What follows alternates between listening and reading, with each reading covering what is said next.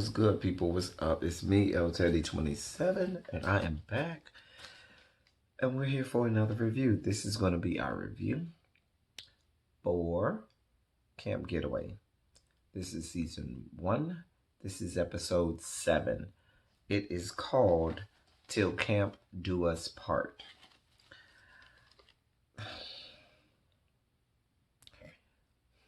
There's a lot to talk about, but so little to talk about. Like, my notes as I look at them have so little to do with a lot of what happened and a lot to do with things that we didn't see, and things that probably happened that we never will see. So let's unpack some things. We start off with David and security once again dragging Glenn out off the dance floor and dragging him to the cabin, I should say, to the cabin. He's, way too drunk. I mean, he is out of his mind drunk. He gets to the cabin, he's yelling, I want to talk to David, da da da da, yelling and screaming and stuff like that. Even to the point where when people were in the room asleep, and he started yelling and screaming and banging on the doors and all of this carrying on. Listen, let me help you understand something. Talking about he want to talk to David. I need to go talk to David now. It's like 3, 4 in the morning. Listen, he had way too much energy, and had it been me, I would have helped that bitch expend that energy. You want to know how? By whooping his ass. Baby, he would have got his ass whooped that night. He would have wore one more good ass whooping now. I'm trying to tell you. He would have got handed some drug problems. I'm just saying. He was supposed to get his ass whooped. He was supposed to get his ass beat down. Because if I'm in the room trying to sleep, and I think it's so disrespectful that you out here kicking, screaming, banging on doors and all of this fuck shit while people are trying to sleep. And then the next morning, there was this awkward moment where everybody was kind of walking on eggshells trying to figure out how they were going, whether or not they should address Glenn and what he did the night before. And nobody really knew how to talk to him. So Glenn was sitting by himself, and David walks by. He says, listen, I need to talk to you. And so Glenn was like, well, can we talk now? And David was like, no, we'll talk when I'm ready to talk. And that's not now. A mess. Child, the guests start leaving. And then we see Glenn starts to try to use his father's death as a way to explain away and justify his actions from the night before. White people privilege. White people privilege. Because let that have been Gavin. Let me just make that known. Let that had been Gavin that got drunk off his ass like that. That was running around the cabin, banging on doors, yelling and screaming. Can you imagine? Not only would he have been escorted off of camp, he probably would have been arrested violently. You might have had a whole incident where he might have become a hashtag. Imagine, I just want y'all to make that parallel, okay? Imagine had that been Gavin. Would this have gone the same way? White people and their privilege. Then you had Neely, who went to David and was trying to explain for Glenn, oh, well, his dad died, and that's why he's been like that. That's why he's been acting the way he's acting. There's no justification. The fact that David entertained that mess, what David should have said was, Neely, I appreciate that you came to me, but this is a conversation between me and Glenn, employer to employee. I thank you for coming over here, offering up, words or whatever. But I'd rather not talk with you about that because that's something that I need to discuss with him alone, and let her go. But this is white people privilege, because you better be damn Skippy. Do you think Neely would have took her stinking ass up to the Davis office and said anything if it was Gavin?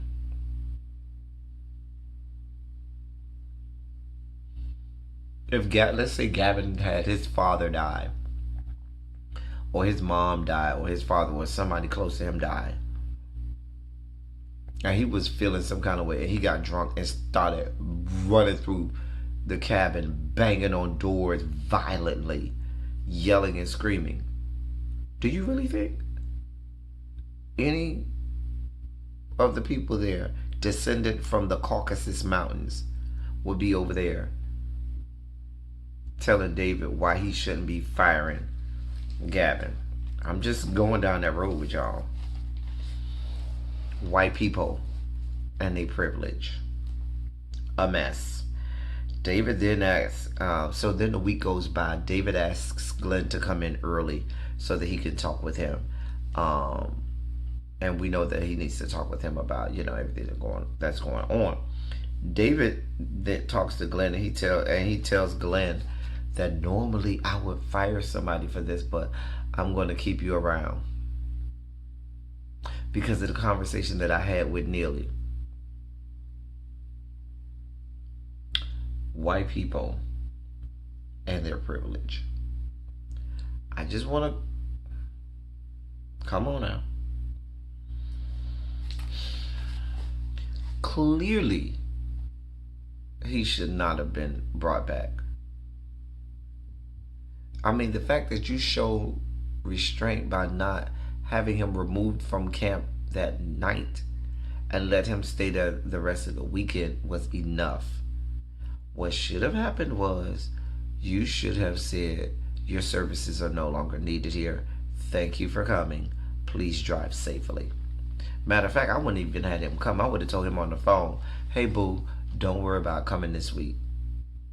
Don't worry about it, because we don't need your services anymore. Anyway, he tells them you can stay, but basically you can't be a social coordinator. That's what he basically told him. You can't have any drinks. You cannot interact with the guests. You're gonna be in the back working with the camp staff. So what is your purpose? Why are you there? You ain't on the payroll. Child, a mess. David says that David does tell Glenn that Neely and her conversation with him is the reason that he decided to keep Glenn. Now let me say this too. How do you even know that the story that Neely gave you was true or correct? How do you know that this is not a story that Glenn might not have planted to Neely and said, Neely, I need you to help me out. Go to David and tell him this story, and I'm going to corroborate the story for you. Help me out. I don't buy it. But y'all know. Every black person know what I mean when I do this. That's what it is. I'm not doing Beyonce put a ring on it either. You know what this means. Anyway, so basically they're having a wedding this weekend, and they're not going to be working as social coordinators. They're going to be working basically as members of the staff and doing a lot of the stuff that the staff members would do, setting up, breaking down, serving food, all of that kind of stuff, cleaning and all of that stuff that the staff would do.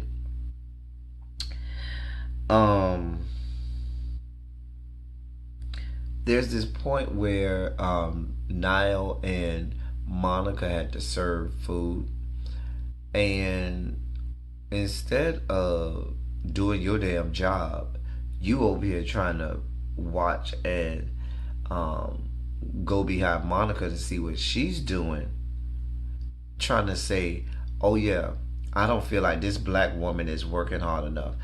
Hello, racism. Hello. Can we say racism?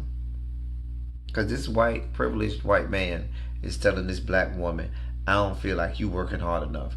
Because far be it for a white man to be working harder than a black woman. Oh no. How dare you let me work harder than you? Racism much?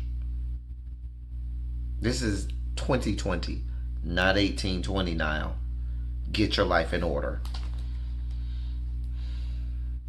Then we had Randall, who conveniently arrived late and missed all of the work. But I ain't see now making no waves about Randall coming in there after all of the work was done.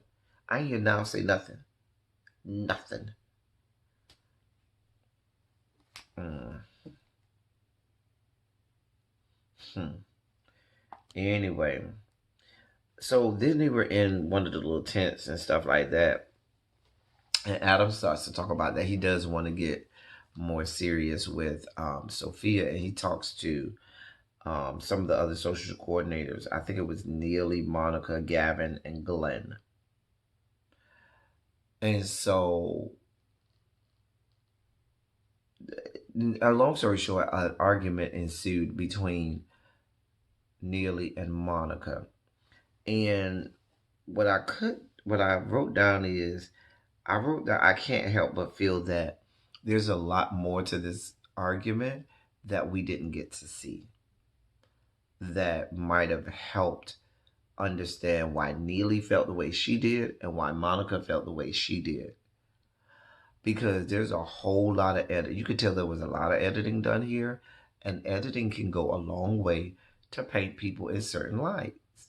Now, I'm not saying whether or not Neely was wrong and Monica was right, or whether Monica was wrong and Neely was right, because I can't deduce that simply based on the editing. I just know that there's a lot of editing that was left out, and that's not fair to the viewer. And I hate that sometimes they do try to skew you to feel a certain way about certain members of the cast. The dangerous part about that is this is not regular scripted television where these people are playing a character. These people are being authentically themselves, and you take it upon yourself as an editing team to make this person into a character outside of all of their authentic self and paint them in a light that may not truly be them. And that's just not fair. Anyway, Monica tells Neely, listen, you know what? We probably gonna need to talk about this again one on one so we can work out some of this stuff.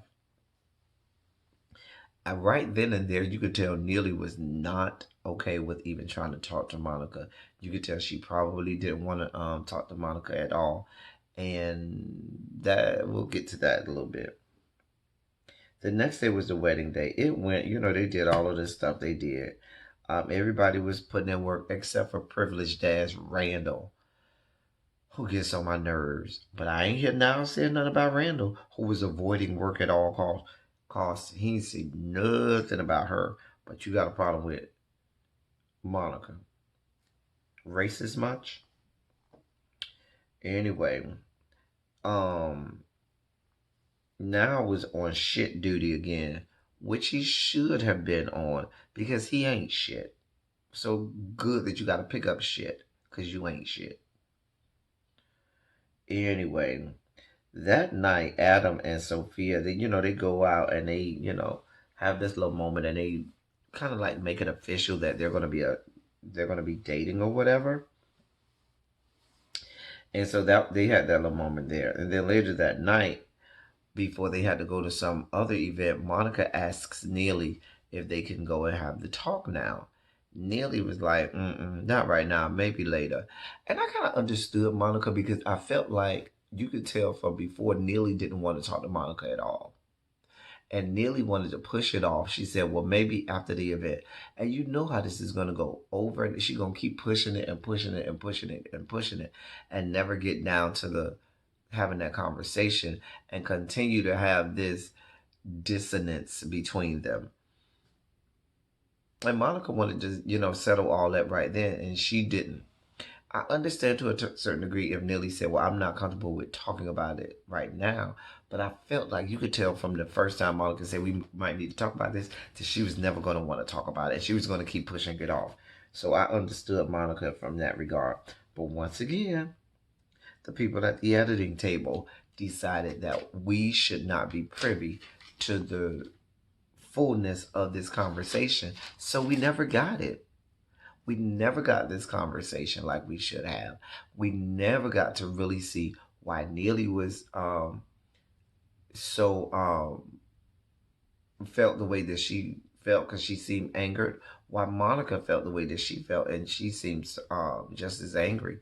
And we never got that, and that's not fair. That's not fair to Neely. That's not fair to Monica. Bravo, Andy.